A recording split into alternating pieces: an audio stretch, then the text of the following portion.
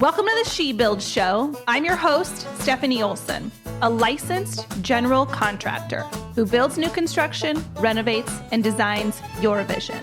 Today, more than ever, we need raw, authentic women who are willing to rise above society's norms, break those glass ceilings, and encourage each other to boldly build the life we were meant to live. So, honey, what are you building?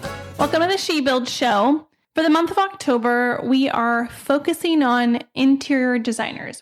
All right, I want to introduce Jen Bedford of Studio B, an incredible interior design business where she specializes in space planning, floor plans, new builds, and remodels. She's local to Chico and also has the most important job of being a mother. Jen, welcome to the She Build Show. Oh, thank you so much for having me. You are welcome. I'm so glad.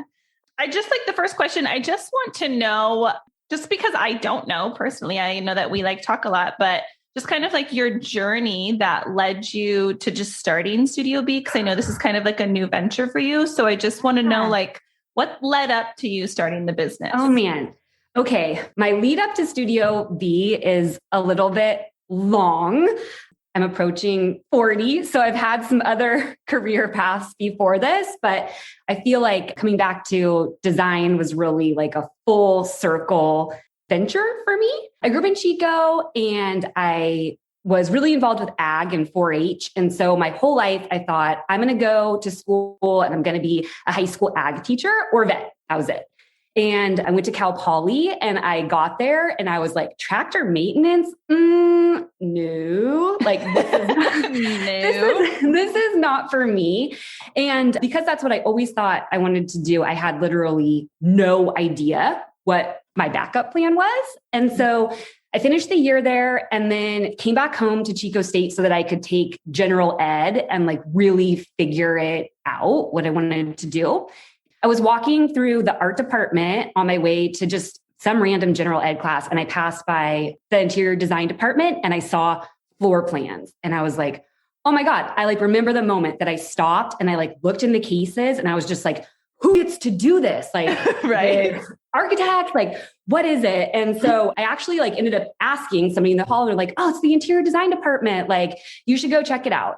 I did. And I found out that interior design was more than just couches and pillows and paint, which is kind of stupidly what I had thought. And so I jumped in with both feet and that's what I majored in 2007, way back in 2007. Yeah. We're getting old. Getting hired by the design firm here in Chico that I did my internship with. And it was amazing. We were working on the Feather Falls Casino Hotel. So I got to do a lot of space planning.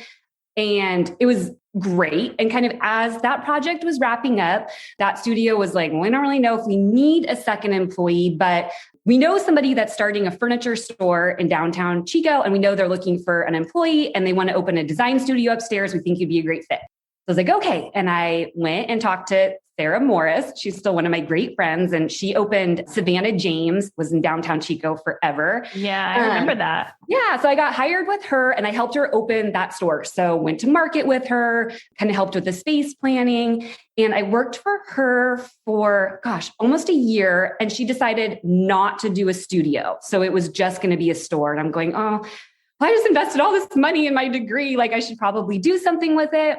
But I also got really bit by the retail bug. And so I was confused on what I wanted to do. Right. So I actually went back to school. I got into an accelerated program at FITM in San Francisco. It's the Fashion Institute of Design and Merchandising. And they have a design program there and then also fashion.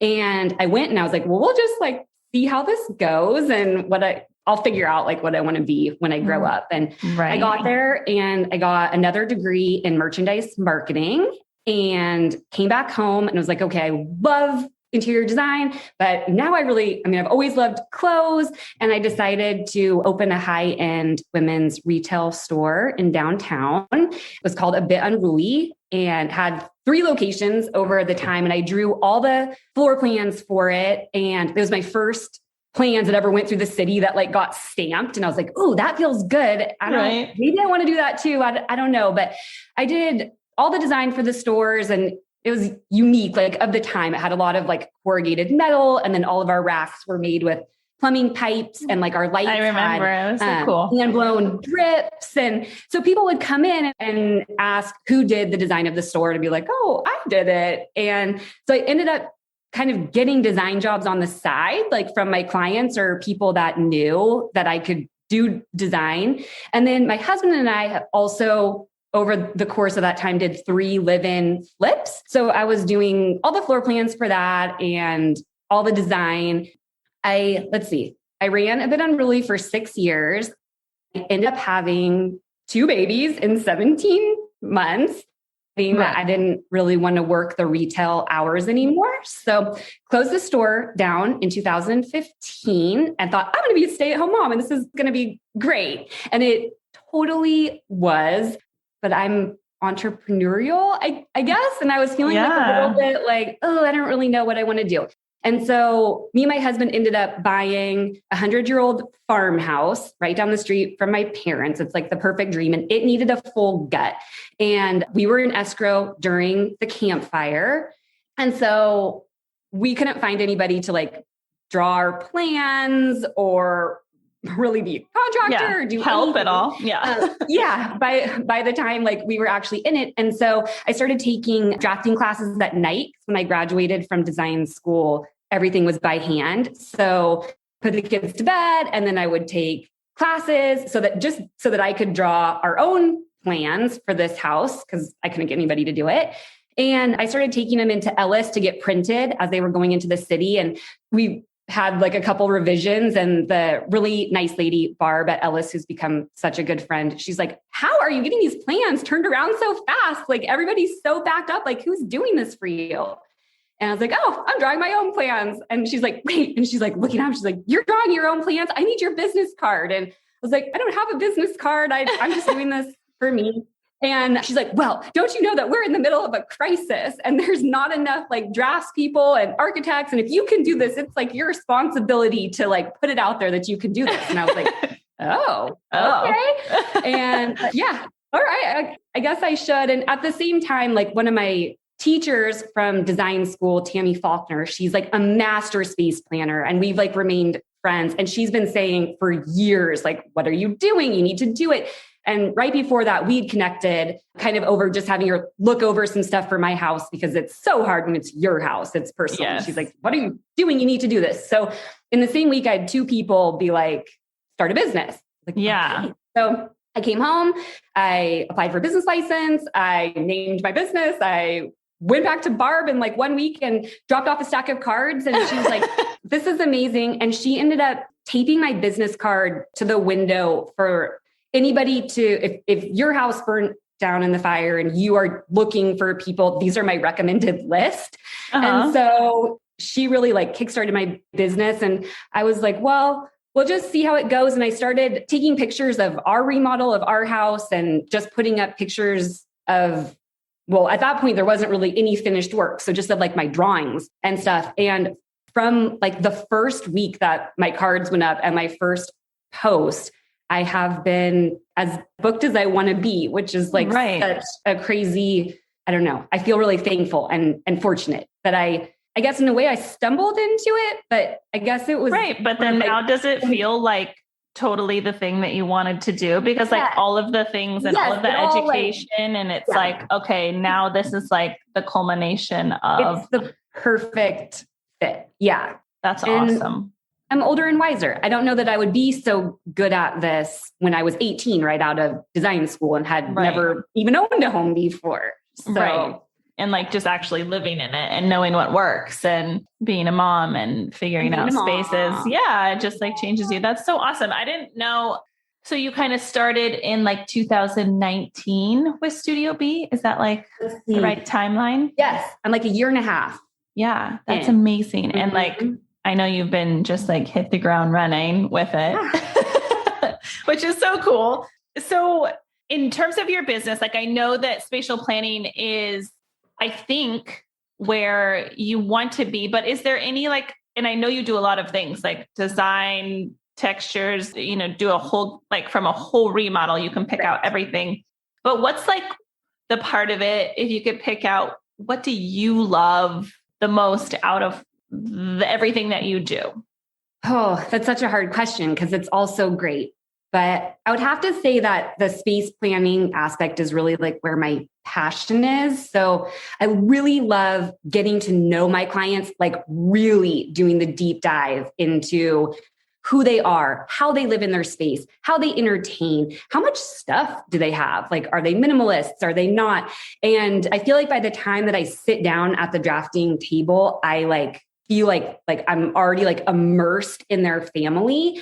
And then I love starting to like really look at the space for how that particular family is going to live in it. And yeah, also just making sure that everything flows and that all of your lighting lines up and the island and the sink and the range, when we hang our pendants, they're all going to center on each other. And it's like a big puzzle. And when it all comes together, that's my favorite part, I think. Right.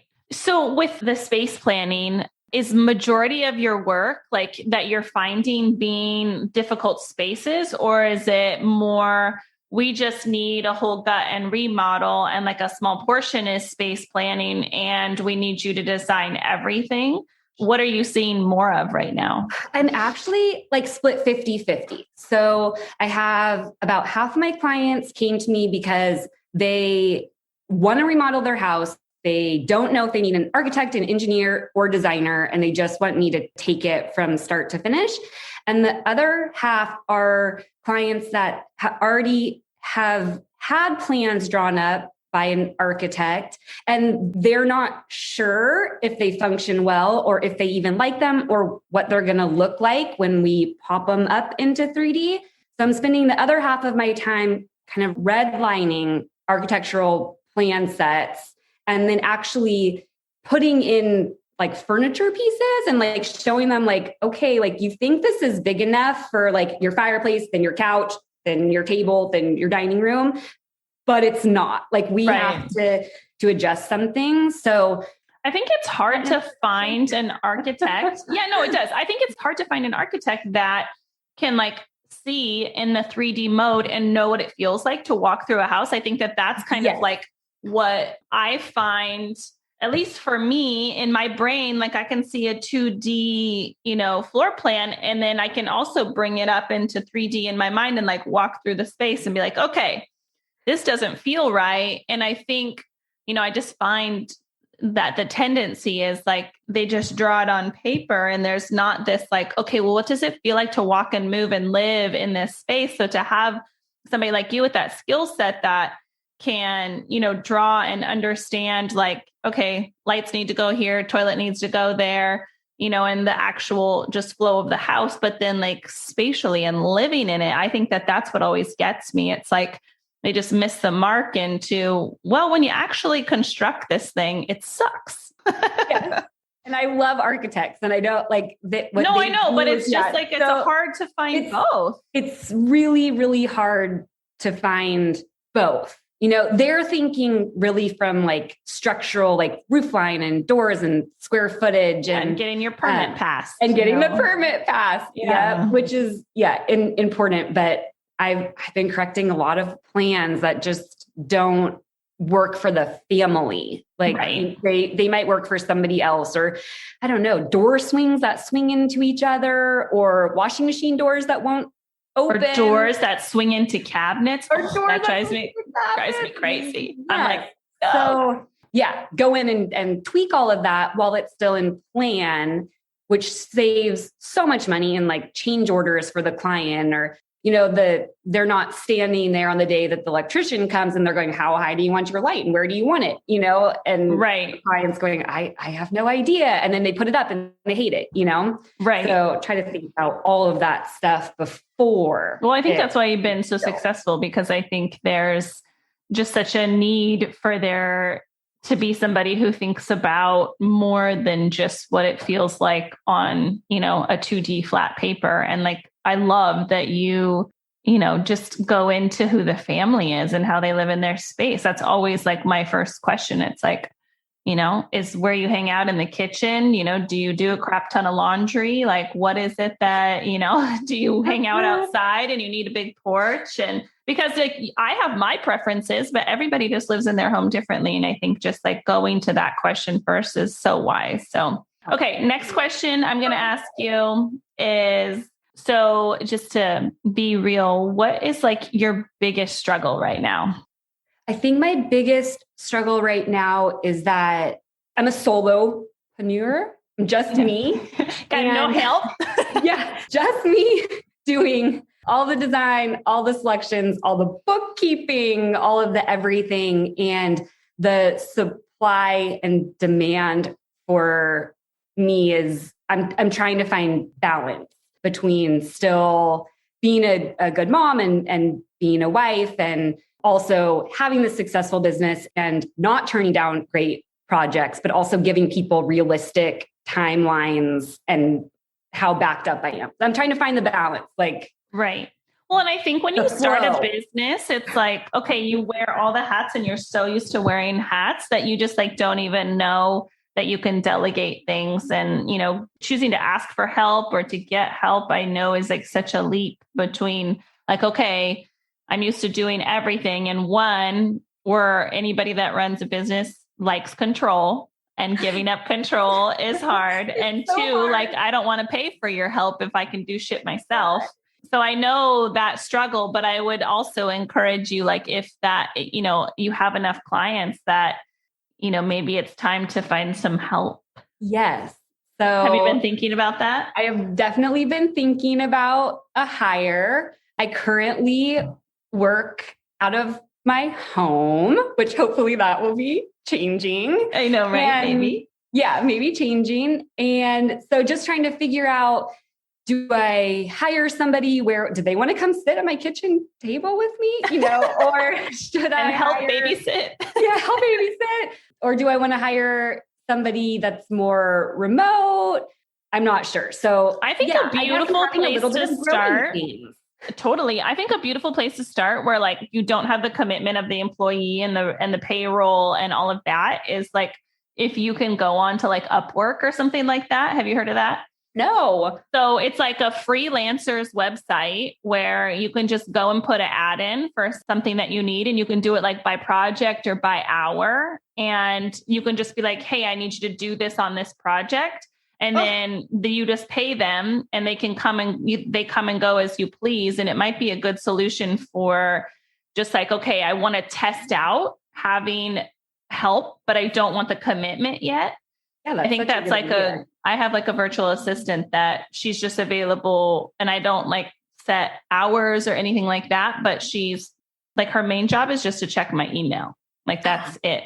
Like she just responds to all my email. And then if I need something, she texts me. And that, I mean, like it's changed my life because I don't feel like I have to sit down at my desk and do that all day because I could literally sit at my desk and respond to emails all day. So like just having help with that one part, there's ways to reach out and ask for help. I love in this like new technology world without feeling like I have a huge commitment and I need to have somebody for 40 hours a week or blah, blah, blah. So that might be something to help.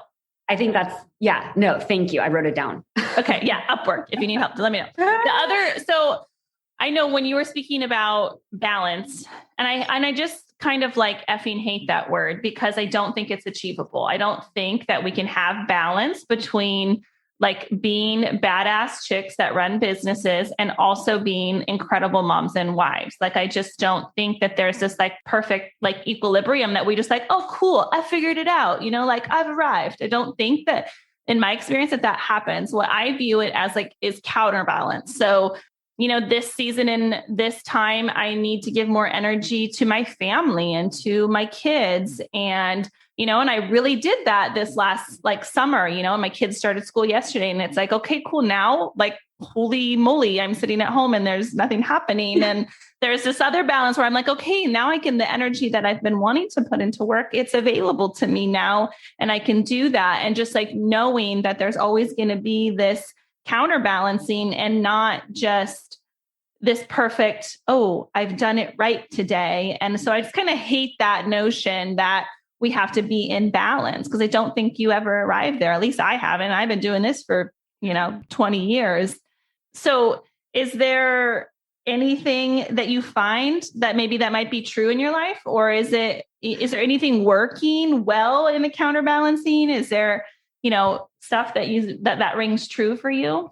I think that's exactly how I'm feeling. I'm trying to give myself a little bit of a break, that I can have it all, but not at the same time. So the days that I'm killing it as a mom, I'm probably like not going to get everything that I had like on my calendar for work done. And then on the days that I am really like doing an amazing job at my job are probably the days that the kids are with my nanny from 8 to 5. And right. I had a lot of guilt about that over this last year. But at the same time, like my kids are 5 and 6, and it's so crazy to hear them talk about mommy builds houses, like mommy designs houses. And like my son's really into Legos right now, and he'll come out and he'll like have built a house, and he's just like, Mom, I built a house like you build a house. And I'm like, okay, so I am taking time away from them, but I'm also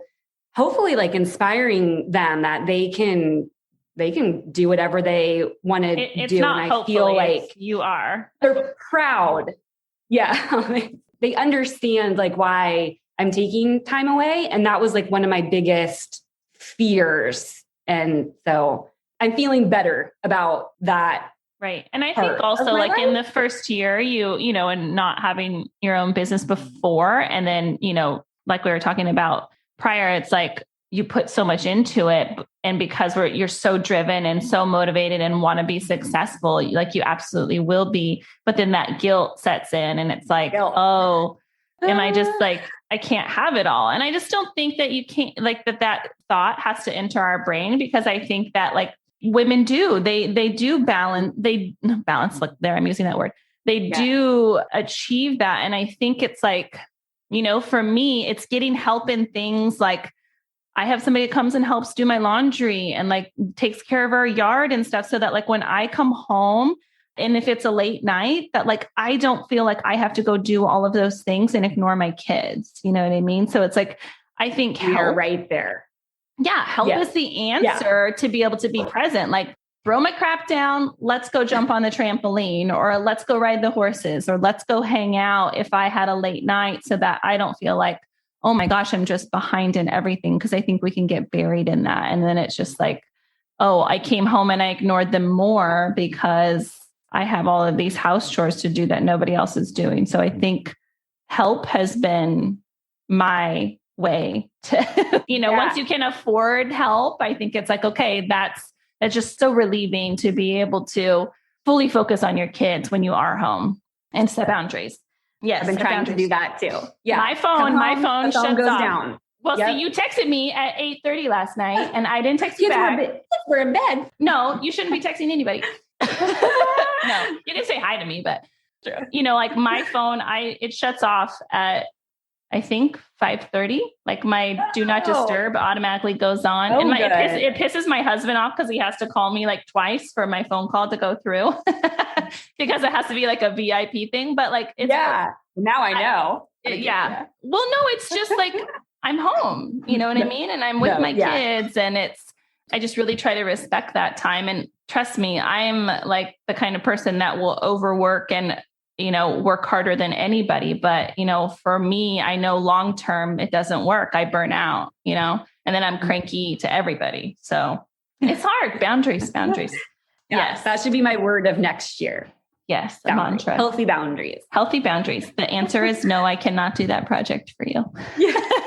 Right now. Right now. Probably can't do it right now. Right now. Yeah, that's a good one. In 6 months, I'm available. Okay. So what's next for you? What do you feel like is the right move? Like growth, scale back? There's always this like, in between with, I think what you're doing is so needed.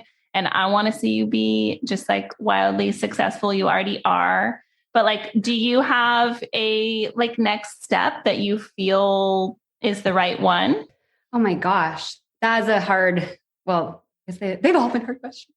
I'm not exactly sure. I think so.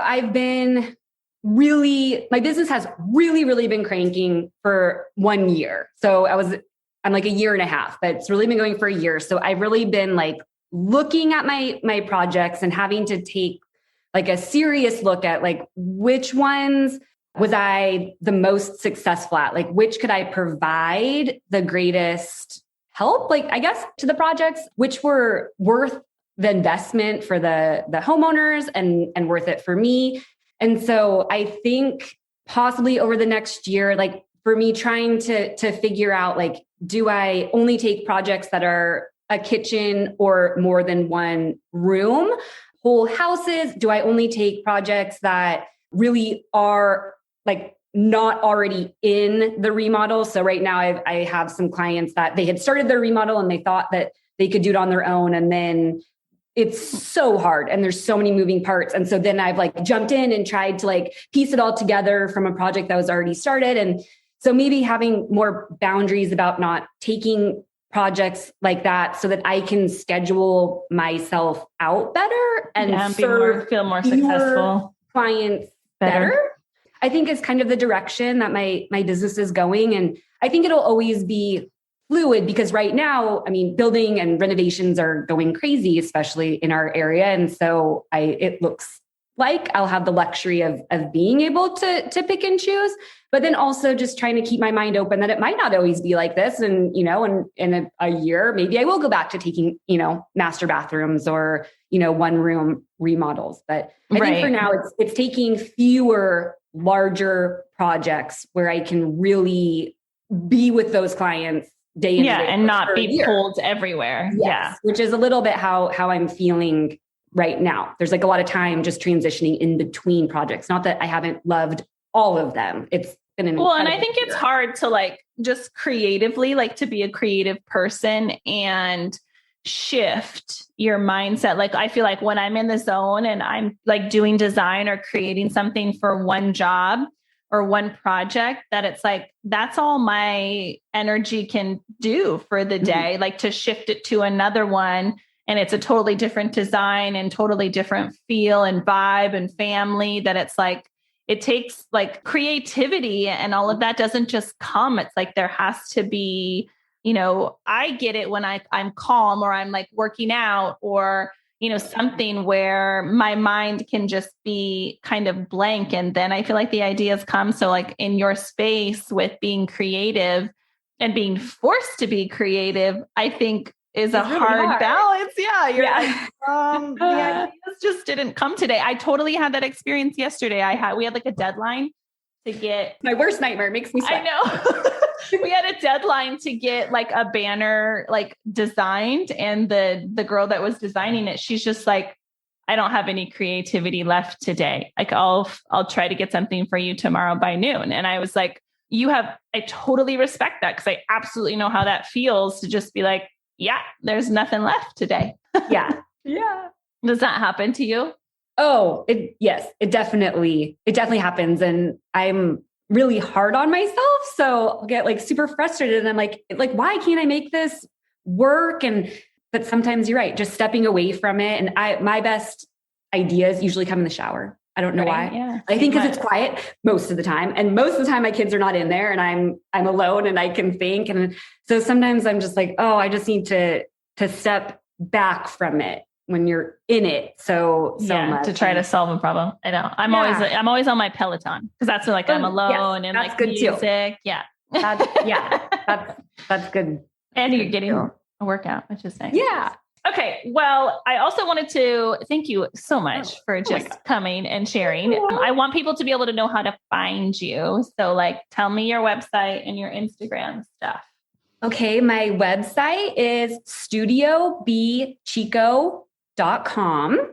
And my Instagram, which is where you'll find most of my projects. I'm trying to be a better poster. It's not my strongest skill. Like a week will go by, I'm like, oh my gosh, like I haven't posted anything. Right. Find somebody on Upwork.